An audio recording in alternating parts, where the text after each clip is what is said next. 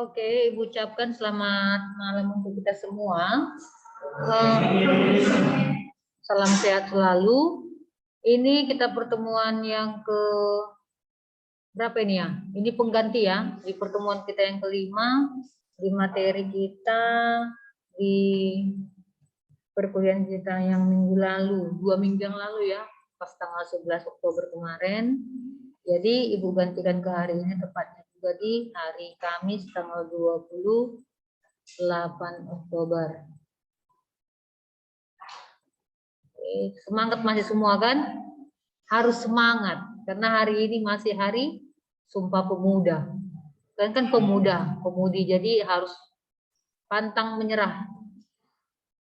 Walaupun udah capek seharian bekerja, tidak menutup kemungkinan untuk tetap semangat dalam berkuliah juga. Kita masuk di pertemuan kita yang hari ini.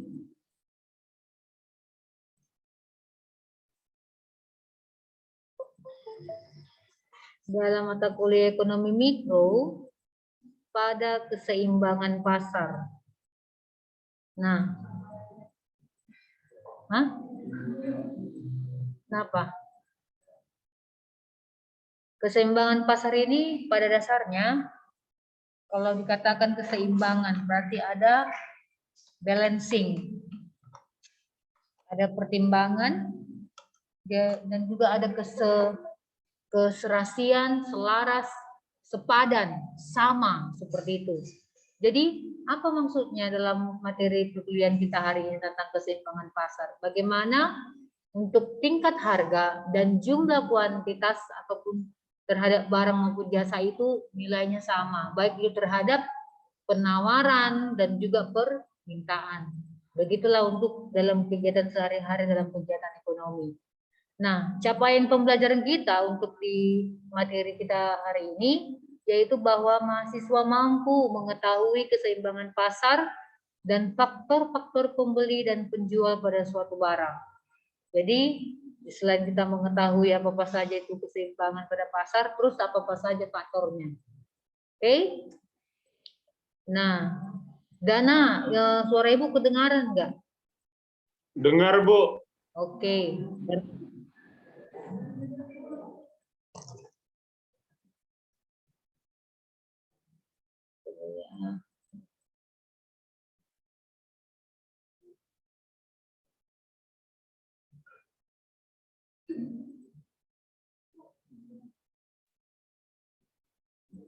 Di situ nampak nggak layarnya dia di record deh.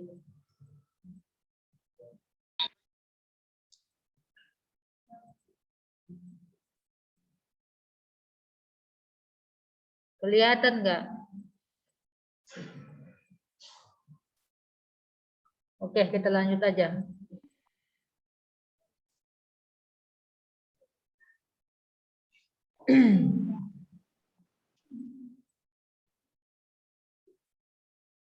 Nah, pada materi ini keseimbangan susah juga ya begini ya. Keseimbangan pasar ataupun yang disebut dengan market equilibrium.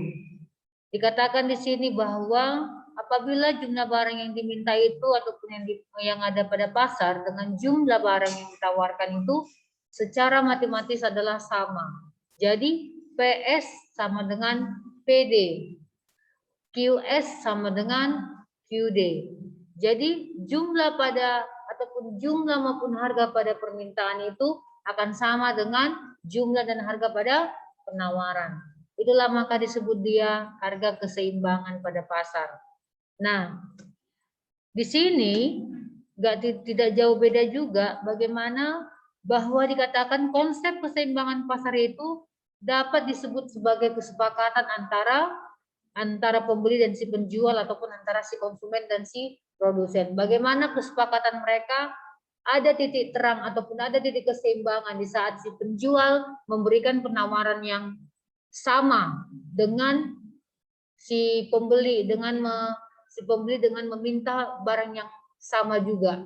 Jadi di sini katanya titik keseimbangan pasar itu jika titik potong secara matematisnya adalah sama. Jadi ada kesepakatan antara si penjual dan juga si pembeli. Keseimbangan pasar pada satu macam produk. Nah, keseimbangan ini katanya ada interaksi fungsi permintaannya, bahwa dengan Q sama dengan A dikurang BP dan fungsi penawaran Q sama dengan A tambah BP. Kenapa pada permintaan ini slope-nya negatif? Siapa bisa menjawab? Mengapa slope pada permintaan itu sifatnya negatif? Alasannya apa?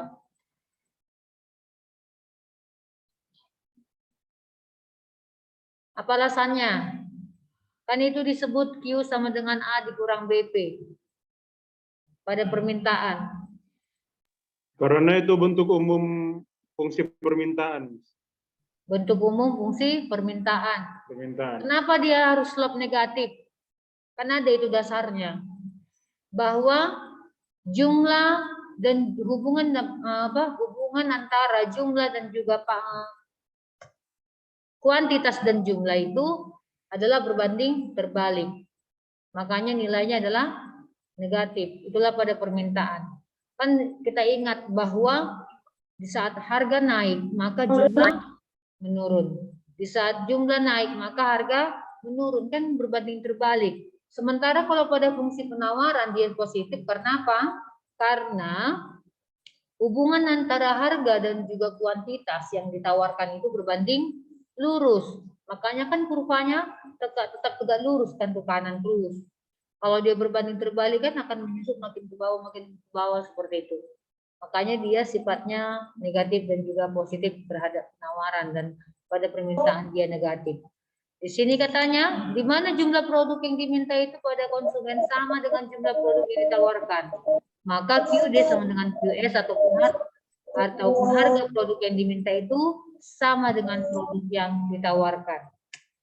Nah, kalau pada titik keseimbangan pada harga, maka sifatnya PE ataupun P aksen. E itu dari mana? Equilibrium. Sedangkan pada kuantitas juga disebut dengan QE, quantity of equilibrium, ataupun disebut dengan kuantitas yang seimbang.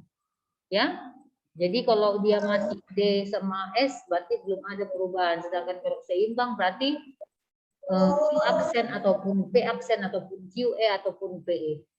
Ada pertanyaan sampai di sini? Nah, mari diisi absensinya ya di GC ya. Syarat keseimbangan pada pasar itu adalah di saat permintaan dan penawaran itu adalah sama. Jadi diperhatikan dulu pada kurva. Titik itu di saat harga dan juga kuantitasnya itu adalah sama. Matikan dulu mikrofon itu Ella, si Ellanya itu. Nah, di sini ada contoh pada suatu barang akan mengalami keseimbangan pada tingkat harga Rp5 per kilogram dan kuantitasnya sebesar 75.000 per unit per bulan. Seperti yang ditunjukkan pada schedule di bawah ini. Pada keadaan tersebut, kuantitas yang ditawarkan sama dengan kuantitas yang diminta pasar. Tidak akan seimbang pada tingkat harga 2,50. Karena para konsumen akan membeli 87.500 unit barang tersebut, sedangkan para penjual hanya akan menjual sebanyak 37.500 unit. Nah, sebelum Ibu menyampaikan itu, ada satu perlu ingat, apa yang dimaksud dengan excess supply ataupun kelebihan penawaran. Dikatakan di sini kekurangan ataupun shortage ataupun pada penawaran itu mengakibatkan terjadinya persaingan antara pembeli untuk meningkatkan tawaran harga, tetapi pada tingkat harga Rp10 akan terjadi excess supply ataupun kelebihan penawaran, di mana kuantitas yang ditawarkan itu akan melebihi kuantitas yang diminta. Kuantitas yang ditawarkan akan lebih besar, akan lebih banyak, maka disebut dengan excess supply. Sehingga para penjual akan menurunkan tingkat harga karena adanya persaingan di antara si penjual dalam penjualannya. Kita lihat di sini yang selanjutnya ada schedule dalam penawaran dan juga permintaan. Ibu mau bertanya dulu.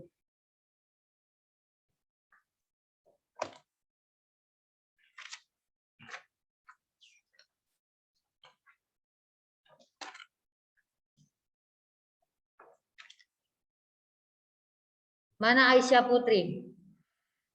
Aisyah Putri, di saat kuantitas yang ditawarkan per bulan itu adalah 300.000, berapa harga per unitnya?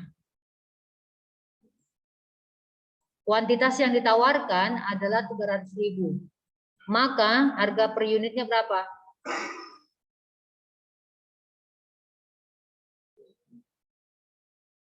Yakin 20? Yakin? Di mana yang 20 itu? Oke. Grace Sarah Christine Sitompul. Di saat harganya 15, berapakah jumlah kuantitas yang diminta?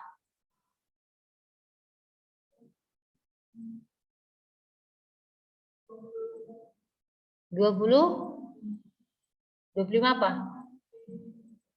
Oke. Ilma Amanda Putri. Di saat harga 2,5, berapakah jumlah kuantitas yang ditawarkan? Oke. Si Muhammad Yuda Pratama. Di saat nilai harganya tak terhingga, berapakah kuantitas yang ditawarkan? Oke, mantap dong ya Pak ya. Itu masih hal yang simpel, asal dipahami. Muhammad Ricci Asman. Di saat kuantitas yang ditawarkan itu 75.000, maka berapakah kuantitas yang diminta?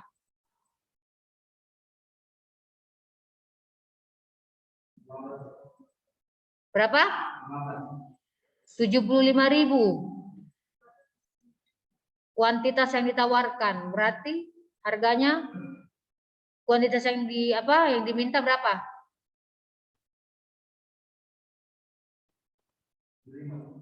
Apa 75? 75 aku sekarang. Oke. Arya Pratama. Mana? Di saat kuantitas yang diminta itu nilainya 95.000. Berapa harganya per unit?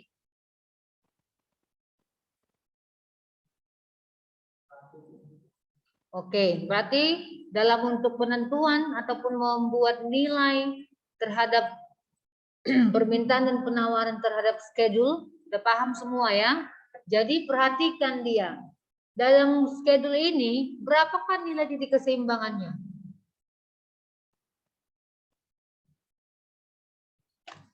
Nilai titik keseimbangannya berapa?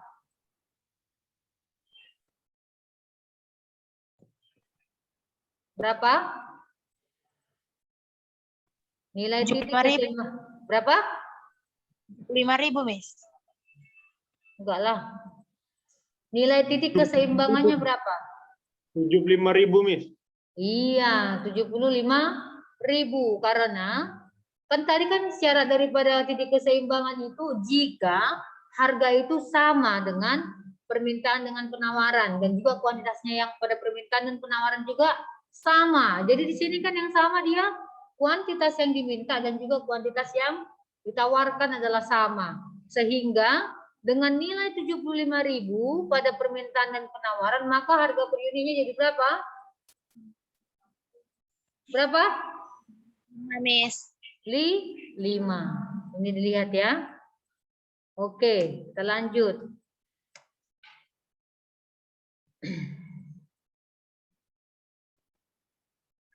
Cara lain untuk menentukan harga dan kuantitas keseimbangan pada suatu pasar juga bisa menggunakan persamaan permintaan dan penawaran sebagai contoh berikut. QD sama dengan 100.000 dikurang 5.000 P, sedangkan QS 15.000 P. Pada keadaan keseimbangan, QD sama dengan QS. Oleh karena itu, QD sama dengan 100.000 dikurang 5.000 P sama dengan 15.000 P. Maka 100.000 sama dengan 15.000 P ditambah 5.000 P. Maka turunkan dia nilainya 100.000 sama dengan 20.000 P. Maka P akstan ataupun PE setelah ada keseimbangan, maka 100.000 dibagi 20.000 sama dengan 5. Kita ubah lagi ke Q bahwa 15.000 P sama dengan 15.000 dikali 5 sama dengan 75.000 per unit. Inilah itu yang tadi. Paham? Nah, lalu pindahkan ke dalam bentuk kurva. Inilah tanda aksen ini menunjukkan adanya keseimbangan. Coba dulu dikerjakan ini. Fungsi permintaan pada penawaran suatu barang ditunjukkan oleh persamaan berikut. QD sama dengan 6 dikurang 0,75 P, sedangkan QS-nya sama dengan min 5 ditambah 2 P. Maka berapakah harga dan jumlah keseimbangan pasar tersebut? Berapa hasilnya?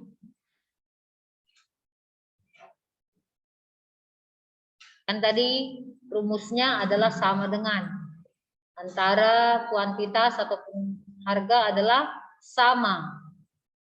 Berarti QD sama dengan QS.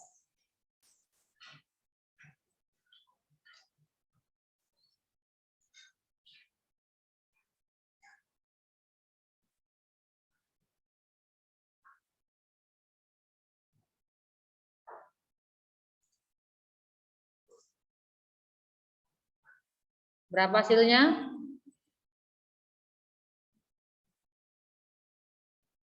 QD sama dengan QS. Berapa nilai QD? 6 dikurang 0,75 P sama dengan min 5 tambah 2 P. Maka turunkan 6 ditambah 5 sama dengan 2 P ditambah 0,75 P. 11 sama dengan 2,75 P. Maka P sama dengan 11 dibagi 2,75. P sama dengan berapa ini? 4. Gak lamanya mengerjakan kan? Ingat aja pemahaman fikih keseimbangan pada pasar. Inilah dia. Sampai di sini paham? Nah, di saat kamu ditentukan nilai P-nya adalah 4. Maka turunkan dia nilainya. 6 dikurang 0,75 P. Maka 6 dikurang 0,75. Berapa nilai P-nya? 6 dikurang 3. berapa ini 0,75 kali 4? 3. 3. Berarti QD sama dengan T. Terus kalau dia QS min 5 ditambah 2P. Min 5 ditambah 2 kali 4. Maka min 5 ditambah 8. Sama enggak? Berarti QD sama dengan QS sama dengan T. Sedangkan pada harga adalah 4. Bagaimana menentukan untuk titik keseimbangan pada kurva? Ingat aja. Ini Bu hapus ya. Tadi QD sama dengan QS sama dengan 3. Sedangkan P adalah 4. Tarik garis lurus.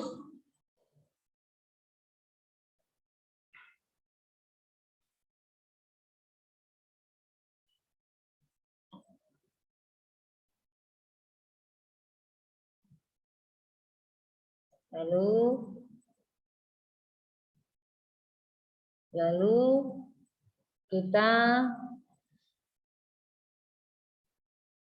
ini adalah 0. Udah.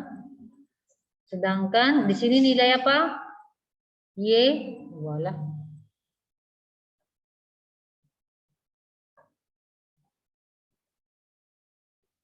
Y di koefisien Y ini adalah harga.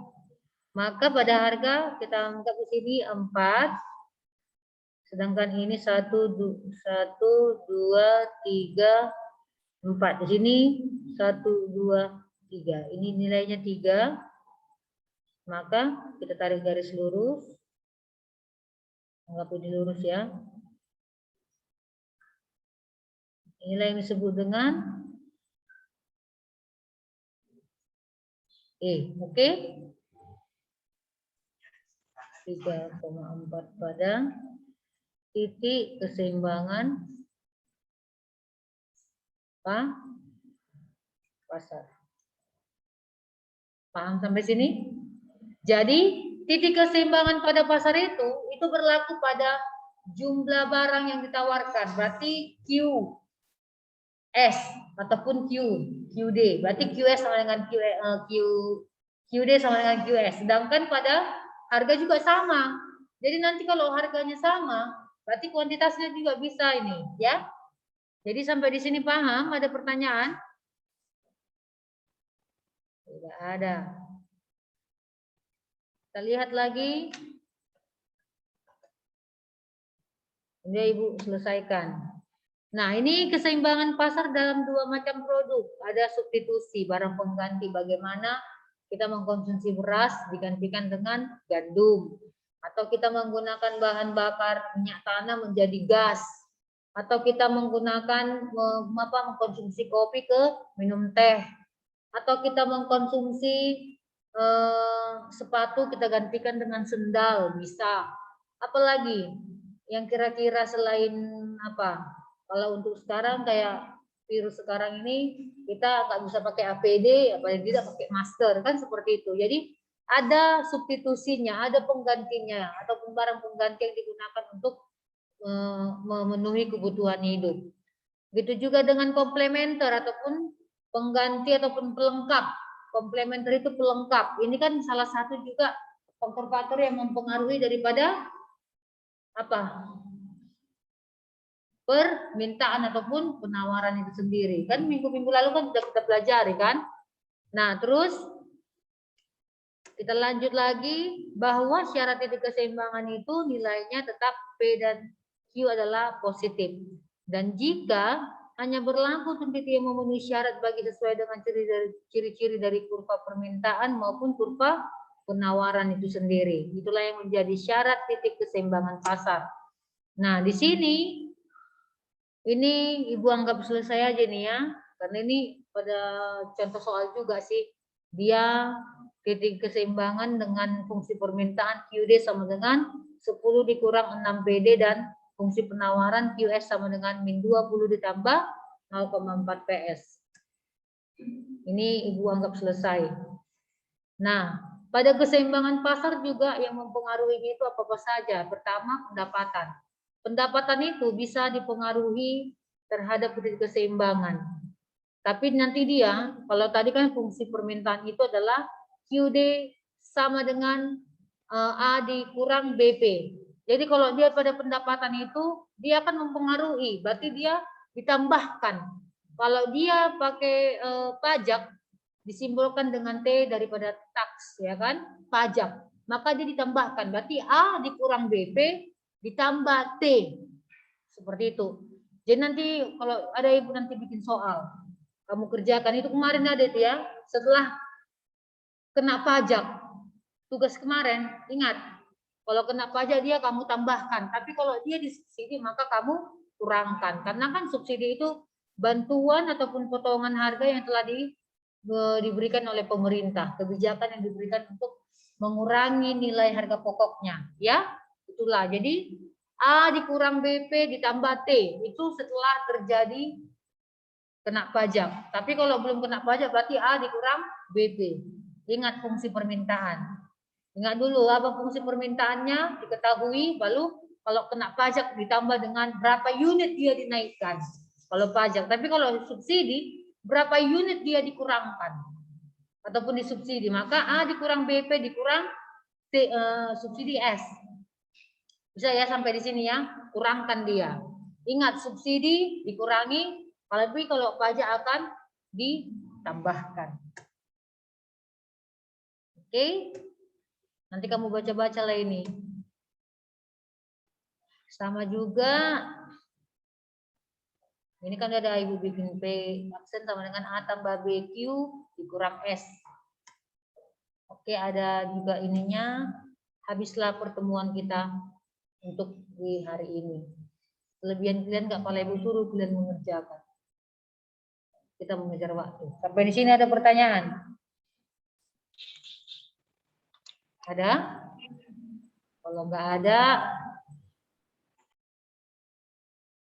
coba dulu satu soal mengenai, wah si Prayogo ini kenapa baru masuk ini?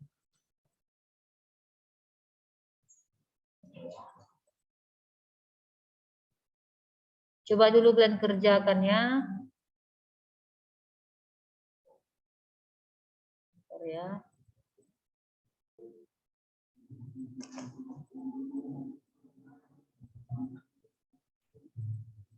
Aktifkan kalian kamera kalian.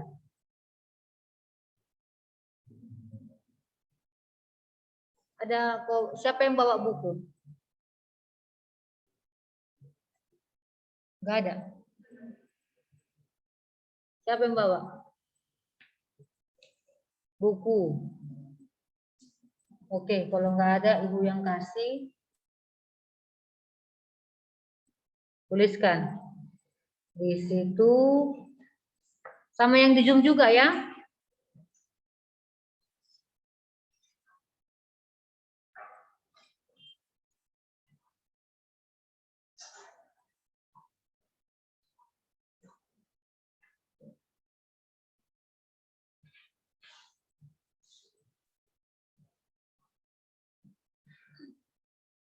Udah satu soal aja. Diketahui fungsi permintaan sama dengan 18 dikurang 4Q. 18 diketahui fungsi permintaan sama dengan 18 dikurang 4Q. Dan fungsi penawaran min 6 ditambah 5Q. Jika dikenakan subsidi, udah, kenapa? Udah ditulis. Jika dikenakan subsidi sebesar, Ini bisa diulang, Miss. 20 per unit. Fungsi penawaran, Miss. Kalau penawaran min 6, negatif 6 ditambah 2, negatif 6 ditambah 5Q. Udah? Udah, Miss. Miss, Apa? fungsi permintaan, Miss. 18 dikurang 4Q.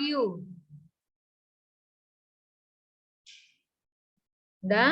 Jika dikenakan subsidi sebesar 20 per unit, 20 rupiah per unit, maka tentukanlah keseimbangan pasar.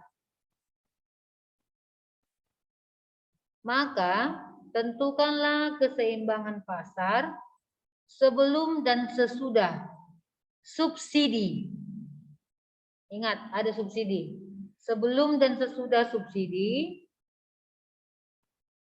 Dan buatkanlah dalam bentuk kurva.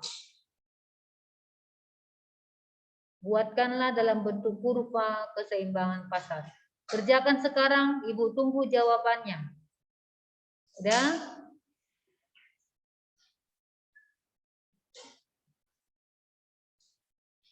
Sebentar aja itu, nggak nyampe 5 menit. Langsung fotokan.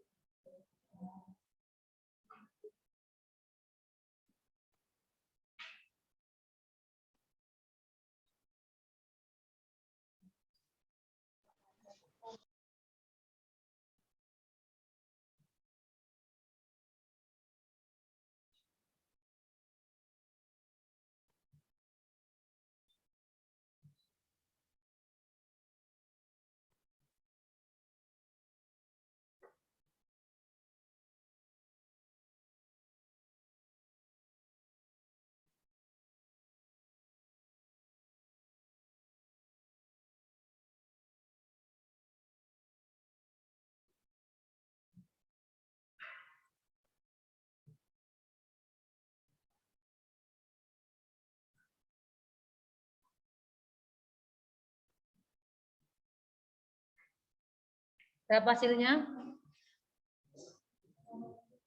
Berapa? 2,67. Pakai 67.